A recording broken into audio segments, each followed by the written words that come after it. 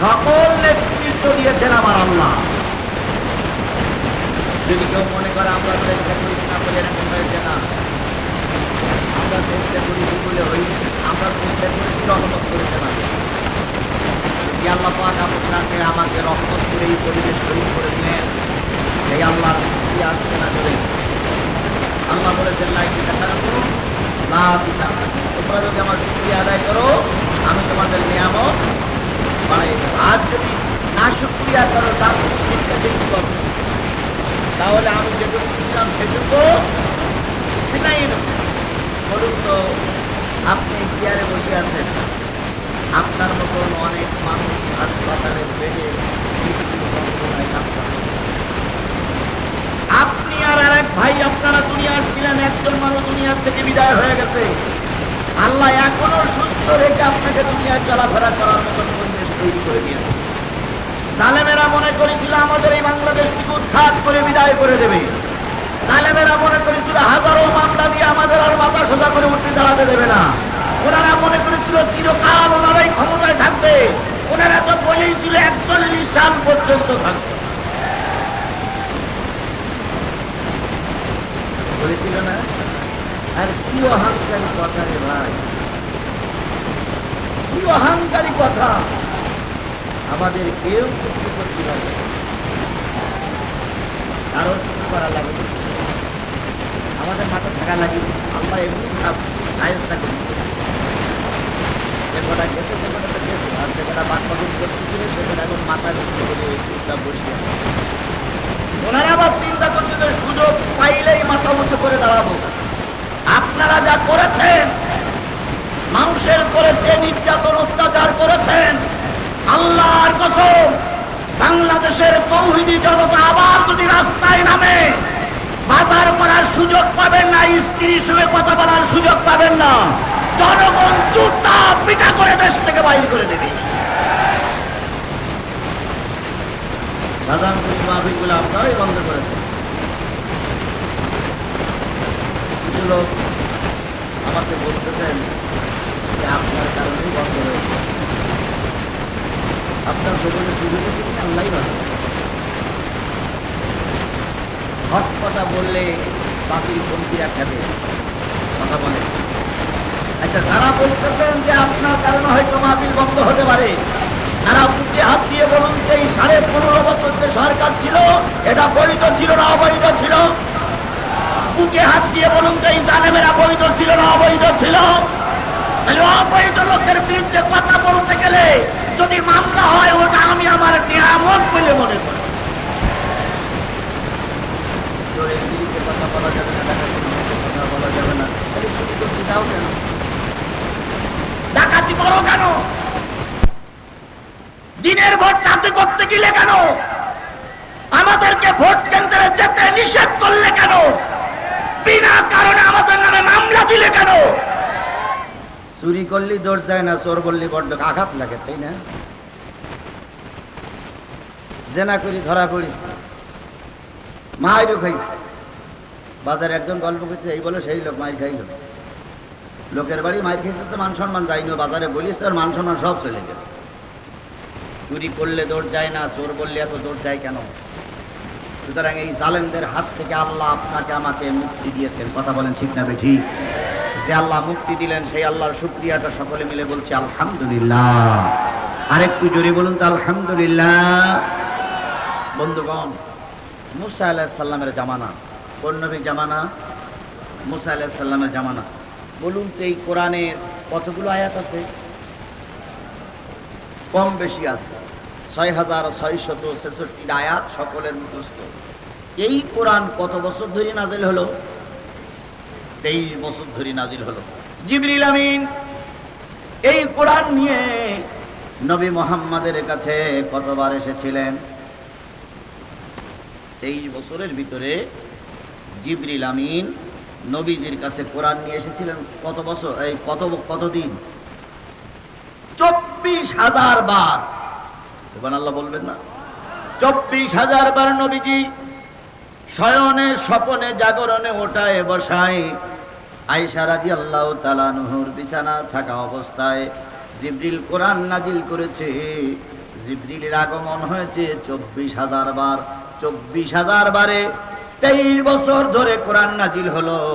অথচ তাওরাত, জব্বুর আর ইনজিল এই তিনটে কিতাব একসঙ্গে একবার নাজিল হয়েছে। তাওরাত আল্লাহ বললেন যে কিতাব নিয়ে যাও, জব্বুর আল্লাহ বললেন কিতাব নিয়ে যাও, ইনজিল আল্লাহ বললেন কিতাব নিয়ে যাও। কিতাব নেওয়ার পর আর আমল করো। আর আমার কোরআন কতদিন ধরে নাজিল হলো? 23 বছর ধরে। জিবরিল কতবার আসলো? 24,000 বার। এই কোরআন নাজিল হলো আমাদের জন্য। মুসা একবার নিয়েছিলেন আল্লাহর কিতাব। আল্লাহ বলে দিলেন, মুসা উজু অবস্থায়, রোজা অবস্থায় তুর পাহাড়ে আসো, কিতাব দেবে। কিতাব দেওয়া হবে। কিতাব নেওয়ার জন্য মুসা আলাইহিস সালাম ঢাক ঢোল পিটাইয়ে জনবল সঙ্গে করে নিয়ে কিতাব আনার জন্য যাচ্ছে। সবাই জেনে গেছে আজকে মুসা আলাইহিস সালামকে কিতাব দেওয়া হবে। যাওয়ার পথে একজন মুরব্বী লোকের সঙ্গে দেখা।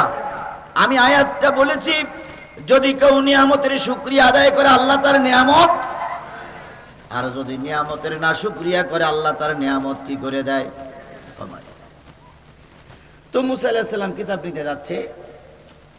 এক মুরব্বী মাঠে, এরকম মাঠে গরু পালছে। তো মুসা আলাইহিস সালামকে দেখে বলছে, হুজুর আসসালামু আলাইকুম। কোথায় যাচ্ছে? তুমি শুনুনি সেটা বান্ধব কার সঙ্গে? কার কাছ থেকে? আল্লাহর কাছে। আল্লাহর সঙ্গে তোমার নিশ্চয়ই দেখা হবে, কথা হবে। আল্লাহর সঙ্গে আমার কথা হবে। মুরব্বী বললেন, ও মুসা, আল্লাহর সঙ্গে তোমার কথোপকথন যখন শেষ হয়ে যাবে, কিতাব দেওয়া নেওয়ার পর্ব যখন শেষ হয়ে যাবে, তুমি যখন ফিরে আসবে, আমার পক্ষ থেকে মালিকের কাছে সালামটা পৌঁছাইয়া দিও। দিয়ে বলিও, ও আমার রব, মাঠে একটা লোক গরু পালন করতেছে, গরু চড়াচ্ছে, গরুরে খাওয়াচ্ছে।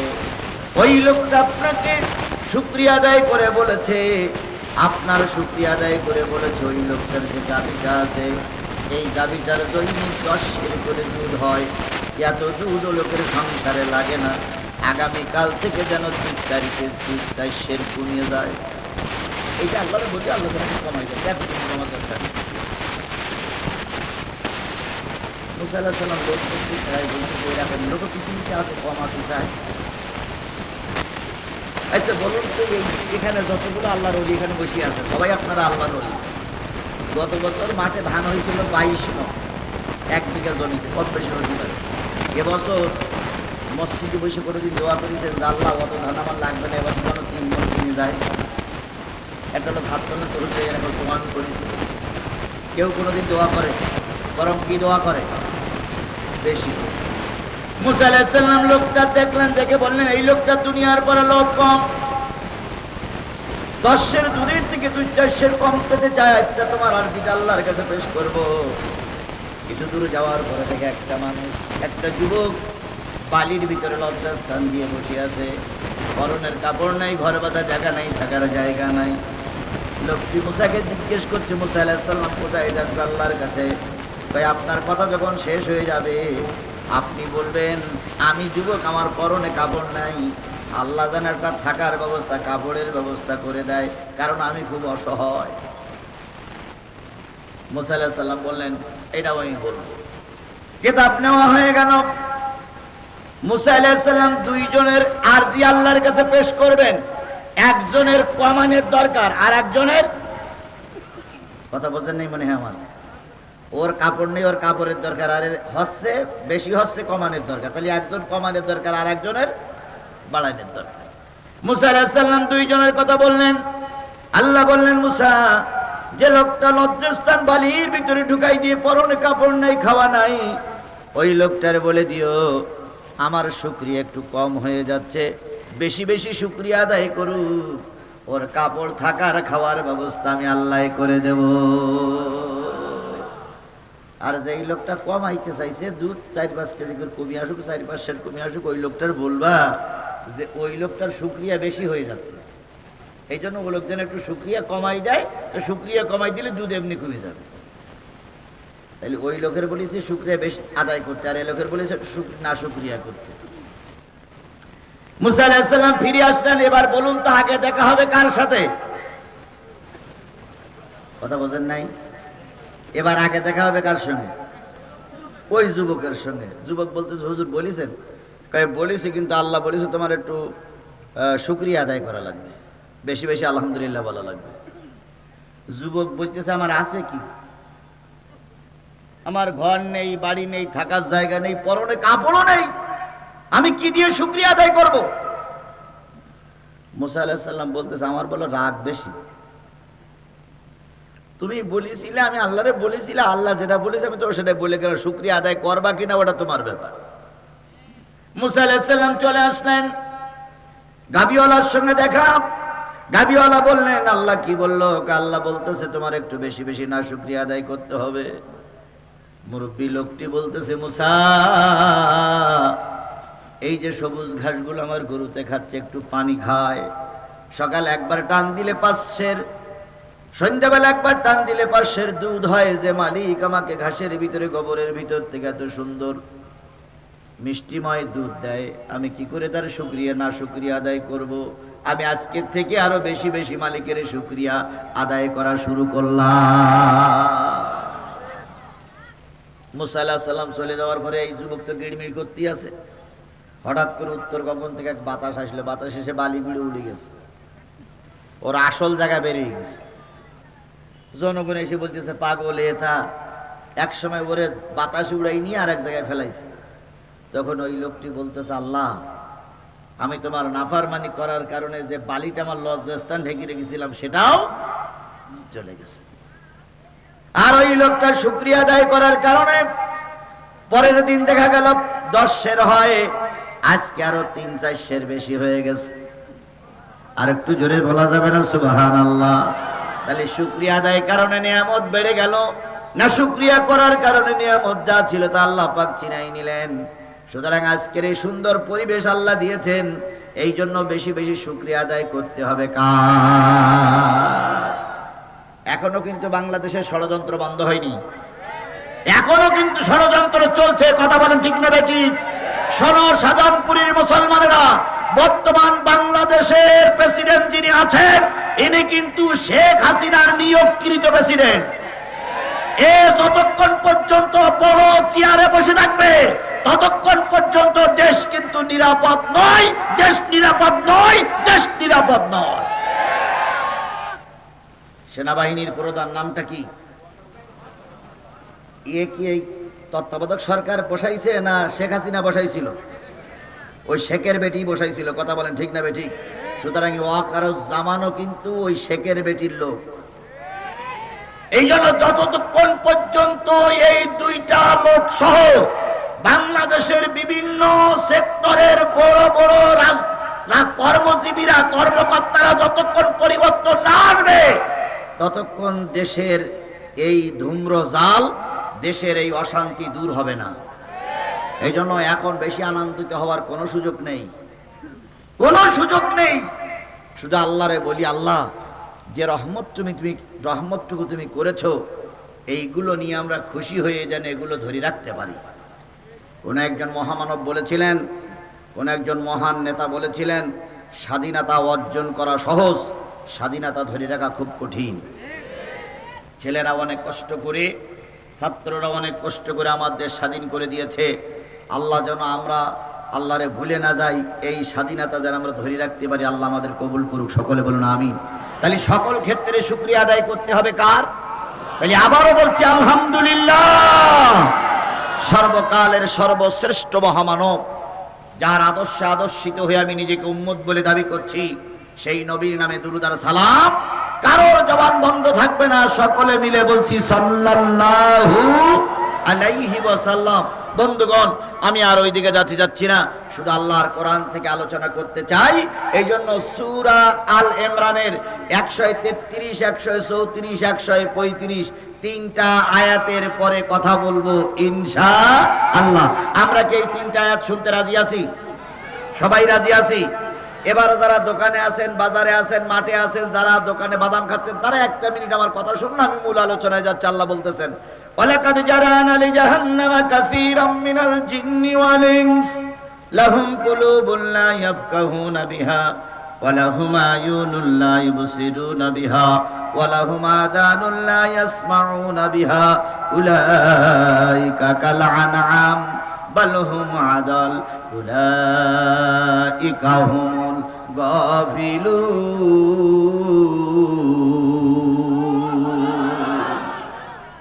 কিয়ামতের দিন মুসিবতের কালে যেদিন জাহান্নাম জান্নাত দুটোই দেখা যাবে, এখন জাহান্নামও দেখা যায় না, জান্নাতও দেখা যায় না। কিয়ামতের দিন যেদিন দুটোই দেখা যাবে, দুটোই সামনে আসবে। একদল মানুষকে আল্লাহ জান্নাতে দিয়ে দিল, আর একদল মানুষকে আল্লাহ জাহান্নামে দেবে। জাহান্নামে যাবে যারা যাবে, অনেকগুলো দোষের ভিতরে একটা দোষ তাদের থাকবে, লাহুম কুলুবুন লা ইয়াফকাহুনা বিহা। তাদের অন্তর আছে, তাদের দিল আছে, তাদের অন্তর আছে, দিল আছে, কিন্তু সেই অন্তরে সেই দিলের ভিতরে দুনিয়ার সব কিছুর জায়গা আছে, একটা জিনিসের জায়গা নাই, সেটা হলো কোরআন। কিসের জায়গা নাই? আরো জোরে বলেন, কিসের জায়গা নাই? দিলে সব জিনিসের জায়গা পায়, নাচের জায়গা পায়, গানের জায়গা পায়, সিনেমার জায়গা পায়, পুতুল নাচের জায়গা পায়, পরের মেয়ের নাচ দেখার জায়গা পায়, কিন্তু দিলের ভিতরে সব ভালো লাগে, কিন্তু একটা জিনিস ভালো লাগে না। সে জিনিসটা কি? তাহলে যাদের দিলে কোরআন ভালো লাগবে না, সে আওয়ামী লীগ হোক আর বিএনপি হোক আর জাতীয় পার্টি হোক আর জামাত ইসলাম হোক, যেই হোক না কেন, যাদের দিলে কোরআনের জায়গা নাই, ওই দিলটা যাবে আল্লাহর জাহান্নামে। কার কথা? মুসলমান কথা বলেন, কার কথা? তাহলে আল্লাহ বলে দিলেন, জাহান্নামে যেতে গেলে যাদের দিলের ভিতরে কোরআনের জায়গা নাই, তারা যদি জাহান্নামে যায়, আমরা কিসের মাহফিল করতে বসেছি? জোরে বলেন, কিসের মাহফিল করতে বসেছি?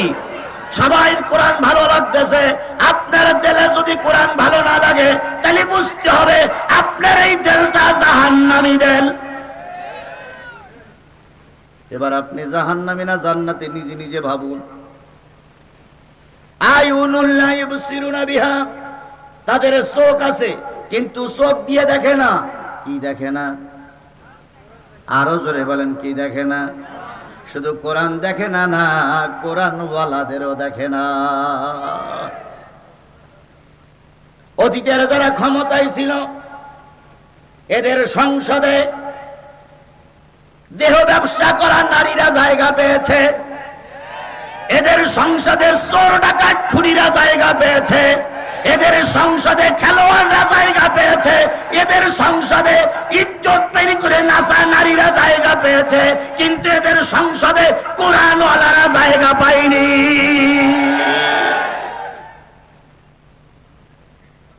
মমতাজের মতন একজন গায়িকা, বুকটা ফাইটা যায়, সে জাতীয় সংসদের এমপি ছিল। কথা বলেন ঠিক না বেঠিক? তিনি বলেছিলেন, এই সরকার এমন উন্নয়ন করেছে যে শেষ পর্যন্ত কারেন্ট কেউ নেবে না, ঝুড়িতে কারেন্ট বিক্রি করা হবে। এখন সেই মমতাজ নাই। কথা বলেন ঠিক না বেঠিক? তাহলে যারা জাহান্নামে যাবে, তাদের চোখে আলেম ভালো লাগবে না, কোরআনও ভালো লাগবে না, আল্লাহ বললেন এরা জাহান্নামী। এবারে মিলাই নেন, আপনিও কোন দলের। আপনার দিলে যদি কোরআন ভালো না লাগে, আলেম ওলামা যদি আপনার চোখে ভালো না লাগে, তাহলে বুঝতে হবে আপনার চোখটা জাহান্নামের চোখ হয়ে গেছে। দোকানে বসে চা খাচ্ছে, খাও, দুজন মুরব্বী যাচ্ছে, একজন আর একজনের ঠেস মেরে কয়, ওই সে রাজাকার যাচ্ছে, ওই ওই ওই ওই দেখ সে রাজাকার যাচ্ছে। আর আমাদের মতন মৌলবীদেরকে অনেকবার রাজাকার বলে ওরা গালিগালাজ করেছে। কথা বলে ঠিক না বেঠিক? আমরা বারবার বলতাম আমরা রাজাকার নই, ওরা তখন বলতো আপনারা রাজাকার না হলে আপনারা প্রজন্মে রাজাকার। রাজাকার যদি অবৈধ হয়, তাহলে দেশ স্বাধীন হয়েছে কত বছর? 53 বছর হতে গেল। 53 বছর দেশ স্বাধীন হলো, তাহলে 53 বছর আগে ও দাদার বিয়ে হয়েছে। এই দাদার বিয়েতে নিশ্চয়ই কোন রাজাকার মৌলবী ও দাদার বিয়ে পড়েছে। এখান থেকে 30 বছর আগে ওর বাবার বিয়ে হয়েছে, তাহলে ওর বাবার বিয়ে নিশ্চয়ই কোন না কোন মৌলবী পড়েছে। তাহলে মৌলবীরা যদি রাজাকার হয় আর রাজাকার যদি অবৈধ হয়, তাহলে নিশ্চয়ই অবৈধ রাজাকারে তোমার দাদার বিয়ে পড়াইছিল, নিশ্চয়ই অবৈধ রাজাকারে তোমার বাবার বিয়ে পড়াইছিল। তোমার দাদার বিয়ে অবৈধ, তোমার বাবার বিয়ে অবৈধ, তুমি অবৈধ মায়ের অবৈধ সন্তান।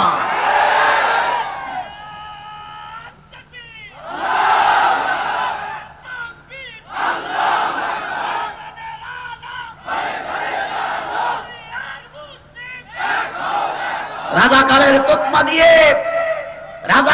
তকমা দিয়ে বাংলাদেশের বড় বড় সিনিয়র নেতাদের ওরাই ফাঁসির কাস্টে ঝুলাইছিল। কথা বলে ঠিক না ঠিক? জয়পুরহাটে একজন বিএনপির লিডার ছিল, নাম তার আব্দুল আলিম। আপনারা যারা বিএনপি করেন তারা নিশ্চয়ই চিনবেন। আব্দুল আলিমকে কি বলা হয়েছিল? রাজাকার। চট্টগ্রামের একজন এমপি ছিল সাকা চৌধুরী, ভালো নামটা যেন কি? সালাউদ্দিন কাদের চৌধুরী। তিনি ছিলেন বাঘের বাচ্চার মতন একজন সুদক্ষ নেতা। তাকেও বানানো হলো কি? রাজাকার। বিশ্ব নন্দিত আলেম দ্বীন, কোটি কোটি মানুষের হৃদয়ের স্পন্দন আল্লামা সাঈদী, তার কথা শুনে 14 থেকে 1700 অমুসলিম কালেমা পড়ে মুসলমান হয়েছে। এমন কোন বাংলাদেশের মাঠ ছিল না বড় বড় মাঠে তিনি বক্তৃতা করেন নাই। তাকেও বানানো হলো কি? রাজাকার। কেন? তারা হক কথা বলেছে। কথা বলেন ঠিক না ঠিক? এই কারণে তাদের কি বলা হলো? রাজাকারের গালিগালাজ দেওয়া হলো।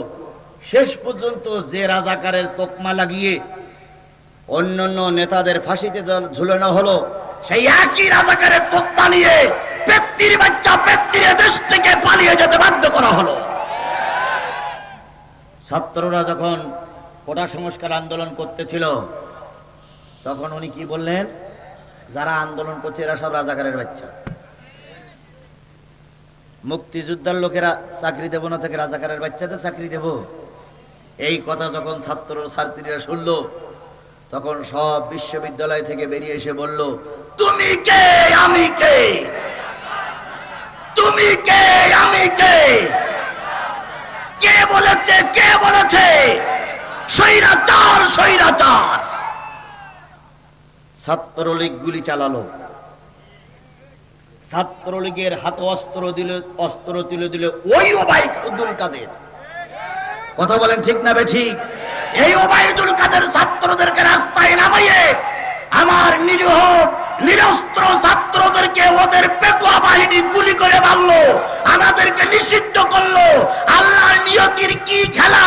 সেই ছাত্রলীগ সন্ত্রাসী জঙ্গি সংগঠন হিসাবে গত পরশুদিন কোর্টের মাধ্যমে চিরতরে বাংলাদেশের জন্য বাংলাদেশ ছাত্রলীগকে নিষিদ্ধ করা হয়েছে।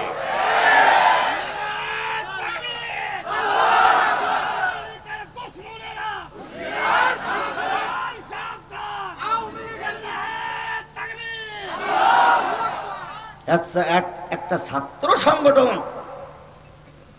তাদেরকে কি করা হলো? কোর্টের মাধ্যমে একদম নিষিদ্ধ করে দেওয়া হলো। আর কি আশ্চর্য ব্যাপার! এত জনপ্রিয় ওরা দাবি করে একটা ছাত্র সংগঠন নিষিদ্ধ করা হলো, গোটা বাংলাদেশে ওদের পক্ষে একটা মিছিল করার লোক খুঁজে পাওয়া যায়নি। বিএনপি নেত্রী খালেদা জিয়ার 2 কোটি টাকার অপরাধে, 2 কোটি টাকা চুরি করে খাওয়ার অপরাধে বগুড়ায় কি একটা করতে চাইছিল, করতে পারেনি। 2 কোটি টাকার অপরাধ দেখাইয়ে জেল, কয় বছর জেল দিল। জেল দেওয়ার পরে বিএনপি বগুড়া সহ সারা দেশে তার পক্ষে মিছিল মিটিং করেছে। কথা বলেন ঠিক না ঠিক? বাংলাদেশ জামাত ইসলামীকে যখন নিষিদ্ধ ঘোষণা করা হলো, বাংলাদেশ জামাত ইসলামী এবং ছাত্র শিবিররা গোটা বাংলাদেশে মিছিল মিটিং করেছে। আর তোমরা এমন মার সঙ্গে ছিলে, তোমার গা মা তোমার গা রেখে চলে গেল। গাই গরু চলে গেছে, বাছুর রেখে গেছে। কি কথা বলেন, কথা বলেন, কথা বলেন। বিশ্বের ইতিহাসে এরকম কলঙ্কিত মার জীবনে কেউ দেখেনি। আমরা সারা জীবন দেখেছি মা মৃত্যুবরণ করে তবু বাচ্চারে রাজপথে ফেলাই যায় না। আর তোমার এমন কলঙ্কিত মা নিজে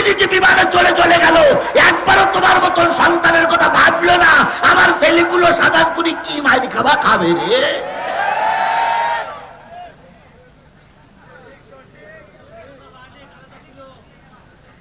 আমি তো সেই কথা বলতেছি, আমার বলতে দাও, তারপর তোমরা বলি কে? এই মনে হয় ছাত্রলীগের ছেলেবেলে মিছিল করতে করতে আসতেছ মনে হয়। বসো, আল্লাহ তোমাদের পর রহমত করুক। তোমাদের এই বাংলাদেশ, তোমাদের মতো নতুন প্রজন্মদের হাতে আমরা ক্ষমতা দিয়ে চলে যেতে চাই। কথা বলে ঠিক না ঠিক? সুতরাং তোমরা একদিন দেশে নেতৃত্ব দেবে। চোর, ডাকাত, খুনি, সন্ত্রাসীদেরকে এই বাংলার জমিনে আর কখনো স্থান দেওয়া হবে না, হবে না, হবে না।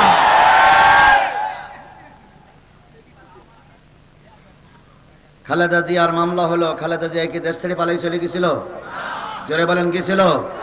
বাংলাদেশ জামাত ইসলামের বড় বড় সিনিয়র নেতাদের ফাঁসি হলো, বাংলাদেশ জামাত ইসলামের সিনিয়র নেতারা কি ময়দান ছেড়ে পালিয়ে চলে গেছে? তাই যদি না যায়, তুমি কাপুরুষের বাচ্চা, কাপুরুষ। তোমার বাবা যখন দেশ স্বাধীনের কথা বলে পাকিস্তানের কারাগারে ছিল, তুমি তখন ভারতে আনন্দ করেছিলে। সুতরাং তোমরা দেশের বন্ধু হতে পারো না, তোমরাই বিদেশের দালাল, দালাল, দালাল।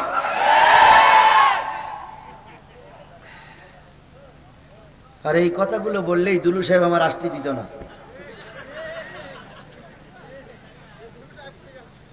এই কথাগুলো বললেই ওনারা আমাদের আষ্টি দিত না। আমি একবারও বলিনি, আমি একবারও দেশের বিরুদ্ধে কোনো কথা বলিনি। আমি যা বলেছি দেশের জন্যই বলেছি। চুরি করো তা দৌড় যায় না, চোর বললি এত দৌড় যায় কেন? তোমরা কি কায়দায় উপজেলা চেয়ারম্যান হয়েছিলে দেশের সব মানুষ জানে। সেদিন রাস্তায় ওপেনলি তোমরা বন্দুক নিয়ে ঘুরে বেড়াচ্ছ, ওপেনলি তোমরা জামাত এবং বিএনপির নেতা কর্মীদের গুলি করে বেড়েছো। সেই ইতিহাস আমাদের সামনে এখনো ঘুরে বেড়ায়। এখন আবার যদি মাথা উঁচু করে দাঁড়াও, প্রত্যেকটার কাল্লা থেকে মাথা আলাদা করে ফেলানো হবে।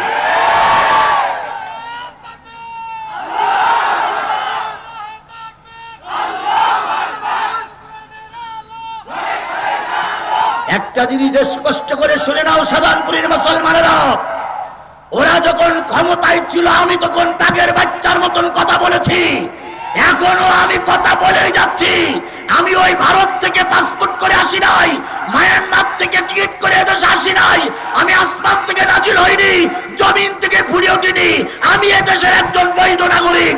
আল্লাহর কসম, যদি আবারও মাথা উঁচু করো, প্রত্যেকটার মাথা আলাদা করে দেওয়া হবে।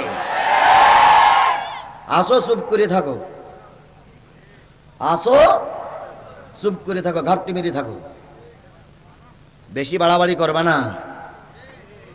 আল্লামা সাইদি বলেছিলেন বেশি বাড়াবাড়ি করবা না। গাছের গোড়া ধরে মারবোটা, মাছের গাছের গোড়া ধরে দেবোটা, কি বলে নাড়া, চলে যাও মামুর বাড়ি, কিয়ামত পর্যন্ত আর আসতে পারবা না। সেই কথা কাজে লাগেনি।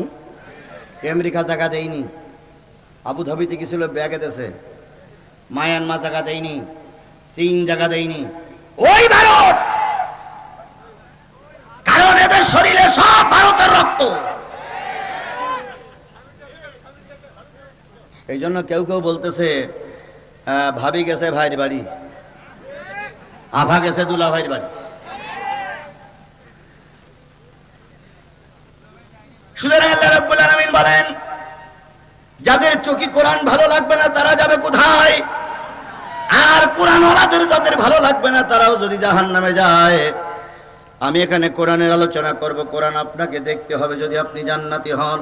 আর এই কোরআন যদি সহ্য না হয়, কোরআনের পক্ষের আলেমদের যদি সহ্য না হয়, তাহলে বুঝতে হবে কপাল পুড়ে গেছে, আপনি জাহান্নামী।